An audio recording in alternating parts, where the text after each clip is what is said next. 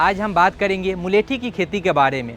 मुलेठी जिसका नाम आपने कभी न कभी तो ज़रूर सुना होगा या इसका प्रयोग किया होगा। तो आइए जानते हैं आखिर ये मुलेठी है क्या।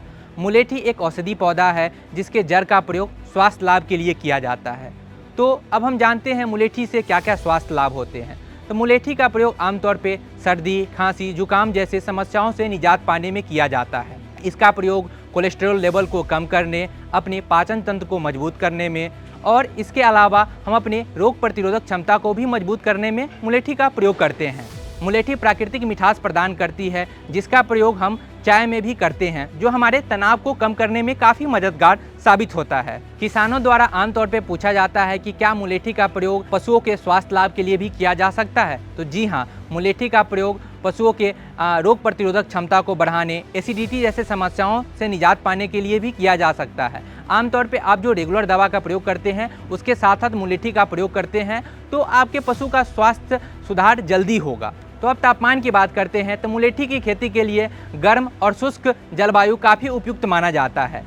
तापमान 10 से लेकर 30 डिग्री सेल्सियस और वर्षा 200 से 250 mm प्रति वर्ष इसके लिए काफ़ी प्रतिकूल माना गया है। अब हम जानते हैं कि मुलेठी की खेती किस तरह के मिट्टी में की जानी चाहिए।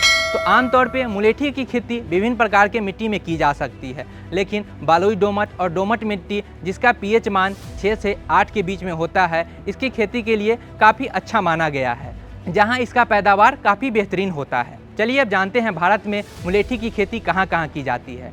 तो हिमाचल प्रदेश, पंजाब, हरियाणा, उत्तराखंड, राजस्थान, मध्य प्रदेश के विभिन्न हिस्सों में इसकी खेती की जाती है।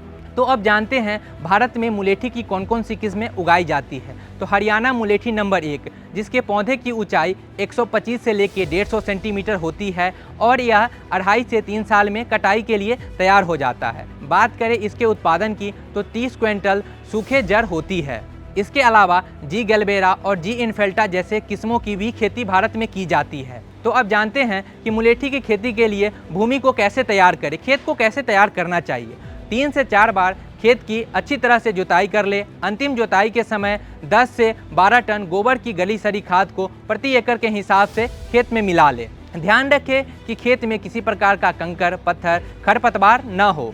चलिए अब जानते हैं मुलेठी की रोपाई के लिए सही समय क्या होता है। तो आमतौर पे साल में इसकी 2 बार रोपाई होती है, फरवरी, मार्च और जुलाई, अगस्त। अगर किसानों के पास सिंचाई का अच्छा प्रबंधन है तो फरवरी मार्च के महीने में इसकी रोपाई करनी चाहिए, अथवा जुलाई अगस्त के महीनों में भी इसकी रोपाई हो सकती है। अपनी खेती ऐप पे मुलेठी के बारे में सबसे ज़्यादा पूछे जाने वाले प्रश्नों में से एक कि इसके रोपाई के लिए बीज किसान कहाँ से ले।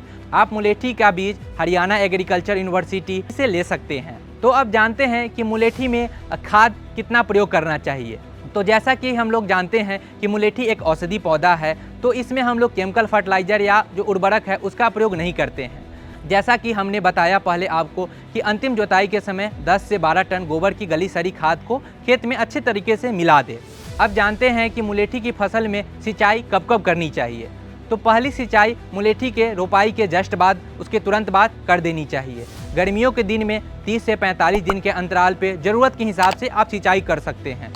जहाँ तक इसकी ठंड में सिंचाई की बात है तो इसके ठंड में इसकी सिंचाई नहीं की जाती है। अब जानते हैं कि मुलेठी में खरपतवार कैसे प्रबंधन कर सकते हैं आप। तो आमतौर पे इसमें कोई भी हर्बिसाइड वगैरह का प्रयोग नहीं करते हैं। पहले साल में आप 3 से 4 बार निराई गुड़ाई करके खरपतवार का प्रबंधन कर सकते हैं। उसके बाद आप हाथ से खरपतवार को खेत से हटा सकते हैं। तो अगले वीडियो में हम जानेंगे कि मुलेठी में कौन कौन सी बीमारियां आती है, कौन कौन से कीटों का हमला काफ़ी ज़्यादा देखा जाता है और उसका प्रबंधन कैसे करें।